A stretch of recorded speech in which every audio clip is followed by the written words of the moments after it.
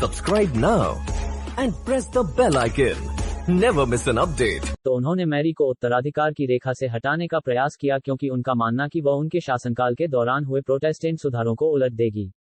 उनकी मृत्यु के बाद प्रमुख राजनेताओं ने लेडी जेन ग्रे को रानी घोषित किया।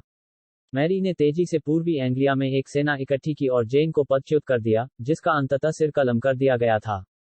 मैरी, जेन और महारानी मटिल्डा के विवादित शासन को छोड़कर इंग्लैंड की पहली रानी थी। जुलाई 1554 में मैरी ने स्पेन के फिलिप से शादी की। जनवरी 1556 में अपने परिग्रहण पर हैब्सबर्ग स्पेन की रानी पत्नी बन गईं। 1558 में मैरी की मृत्यु के बाद उनकी छोटी सौतेली बहन और उत्तराधिकारी एलिजाबेथ प्रथम ने रोमन कैथोलिक धर्म की फिर से स्थापना की। मैरी का जन्म 18 फरवरी 1516 को इंग्लैंड के ग्रीनविच में प्लेसेंटिया पैलेस में हुआ था। वह बचपन से जीवित रहने के लिए राजा हेनरी VIII और उनकी पहली पत्नी कैथरीन ऑफ एरागॉन की एकमात्र संतान थीं। उनकी मां का कई बार गर्भपात हो चुका था। मैरी के जन्म से पहले 4 पिछली गर्भधारण के परिणामस्वरूप एक मृत बेटी और हेनरी, ड्यूक ऑफ कॉर्नवाल सहित 3 अल्पकालिक या मृत बेटे थे। मैरी को उसके जन्म के 3 दिन बाद ग्रीनविच में चर्च ऑफ ऑब्जर्वेंट फ्रायर्स में कैथोलिक धर्म में बपतिस्मा दिया गया था। उनके गॉडपेरेंट्स में लॉर्ड चांसलर थॉमस वोल्सी शामिल थे, उसकी परदादी कैथरीन, डेवोन की काउंटेस, और Agnes Howard, duchess of Norfolk. Henry VIII के पहले चचेरे भाई को एक बार हटा दिया गया। Margaret Pole, Countess of Salisbury, Mary की पुष्टि के लिए प्रायोजक बनी, जो बपतिस्मा के तुरंत बाद आयोजित की गई थी। अगले वर्ष मैरी खुद एक गॉडमदर बन गई जब उन्हें अपने चचेरे भाई फ्रांसिस ब्रैंडन के प्रायोजकों में से एक के रूप में नामित किया गया। 1520 में सेलिसबरी की काउंटेस को मैरी की गवर्नेंस नियुक्त किया गया था। सर जॉन हसी बाद में लॉर्ड हसी 1530 से उनके चैम्बरलेन थे, और उनकी पत्नी लेडी एनी, जॉर्ज ग्रे की बेटी, कैंट के दूसरे मैरी के परिचारकों में से एक थीं।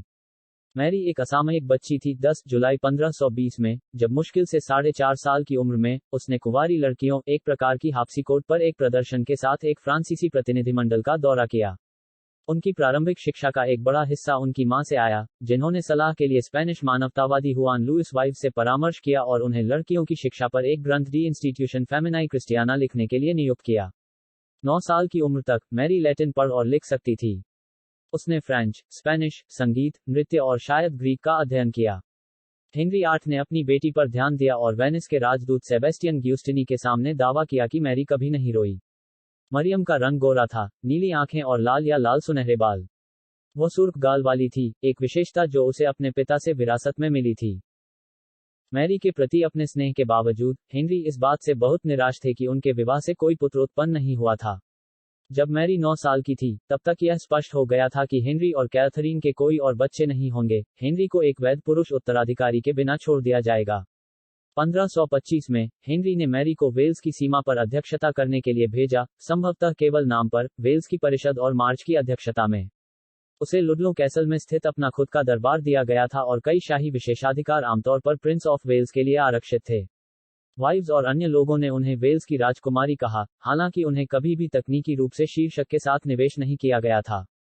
ऐसा प्रतीत होता है कि 1528 के मध्य में लंदन के आसपास के होम काउंटियों में स्थायी रूप से लौटने से पहले, उसने अपने पिता के दरबार में नियमित रूप से दौरे करते हुए वेल्श मार्च में 3 साल बिताए। मैरी के बचपन के दौरान हेनरी ने उसके लिए संभावित भावी विवाहों पर बातचीत की। जब वह केवल 2 वर्ष की थी, मैरी को फ्रांस के डॉफिन, राजा फ्रांसिस प्रथम के शिशु पुत्र, फ्रांसिस से वादा किया गया था, लेकिन अनुबंध 3 साल बाद अस्वीकार कर दिया गया था। 1522 में, 6 साल की उम्र में, उसे अपने 22 वर्षीय चचेरे भाई चार्ल्स V, पवित्र रोमन सम्राट से शादी करने के लिए अनुबंधित किया गया था। हालांकि, हेनरी के समझौते के साथ चार्ल्स ने कुछ वर्षों के भीतर सगाई तोड़ दी। हेनरी के मुख्य सलाहकार, कार्डिनल वोल्सी ने फिर फ्रांसीसी के साथ विवाह वार्ता फिर से शुरू की, और हेनरी ने सुझाव दिया कि मैरी फ्रांसीसी राजा फ्रांसिस प्रथम से शादी करें, जो